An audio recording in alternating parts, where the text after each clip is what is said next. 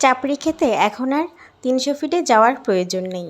Perfect একটি চাপড়ি আপনি বাসাতেই বানিয়ে নিতে পারেন আমার এই রেসিপিটি ফলো করে। দেখেই বুঝতে পারছেন কতটা পারফেক্ট হয়েছে আর কতটা মুচমুচে হয়েছে এই চাপড়িগুলো। যে কোনো রকমের ভর্তা মাংস দিয়ে খেতে কিন্তু অসাধারণ লাগে। তো না টেনে পুরো ভিডিওটি দেখার অনুরোধ রইল। চলুন রেসিপিতে চলে যাই। তো চাপড়ির জন্য এখানে আমি হাফ কাপের পরিমাণে দিয়েছি ভাতের চাল, 1 কাপ পরিমাণ দিয়েছি আতপ চাল, আর হাফ কাপ দিয়েছি মসুরির ডাল, হাফ কাপ দিয়েছি মুগের ডাল। চাল ডালগুলো আমি ভালোভাবে ধুয়ে পরিষ্কার করে তারপরে ভিজিয়ে রেখে দিব 5 ঘন্টার জন্য। আমি সকালে ভিজিয়ে রেখেছিলাম, বিকালের দিকে এই চাপড়িটা বানাচ্ছি। তো দেখতেই পাচ্ছেন চাল ডালগুলো কিভাবে ফুলে উঠেছে।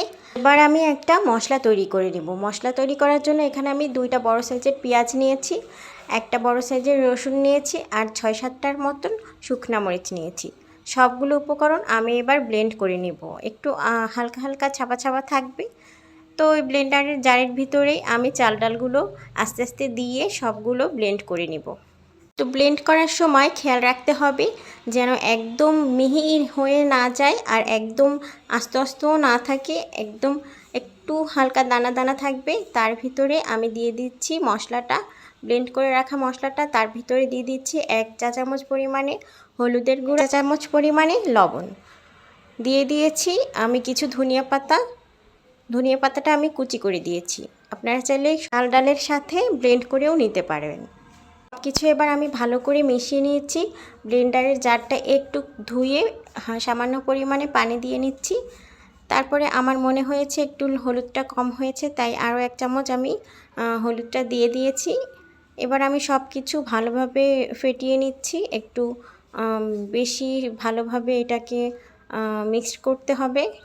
এবার আমি চুলায় একটা তাওয়া বসিয়ে তার উপরে 1 চামচ গোলাটা নিয়ে এভাবে ঘুরিয়ে ঘুরিয়ে দিয়ে দিচ্ছি। তাওয়াটা মোটামুটি গরম করে নিতে হবে, ঠান্ডা তাওয়ায় দেওয়া যাবে না, আর একেবারে অনেক গরম করেও দেওয়া যাবে না। তো দেখতেই পাচ্ছেন চাপড়িটা এতটাই পারফেক্ট হয়েছে যে তাওয়া থেকে আপনা আপনি উঠে আসছে। তো দ্বিতীয়বারের মতো দিয়ে আমি এটাকে একটু ভিতর থেকে লেগে আসছিল। তো সামান্য একটু তেল দিয়ে আপনারা যদি মুছে নেন তাহলে আর এটা লেগেটা আসবে না। তৈরি হয়ে গেল আমাদের পারফেক্ট চাপড়ি। তো গরম গরম অবস্থায় কিন্তু অনেক মুচমুচে থাকে, একটু ঠান্ডা করে খেলে একটু নেতিয়ে যাবে। তো এই দেখেন, দেখিয়ে দিচ্ছি কতটাই পারফেক্ট হয়েছে ভিতরেটা, মানে পিছন সাইডটা।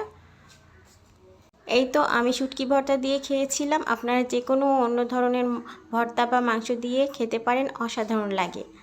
আজকের রেসিপিটা কেমন লাগলো অবশ্যই জানাবেন। আল্লাহ হাফেজ।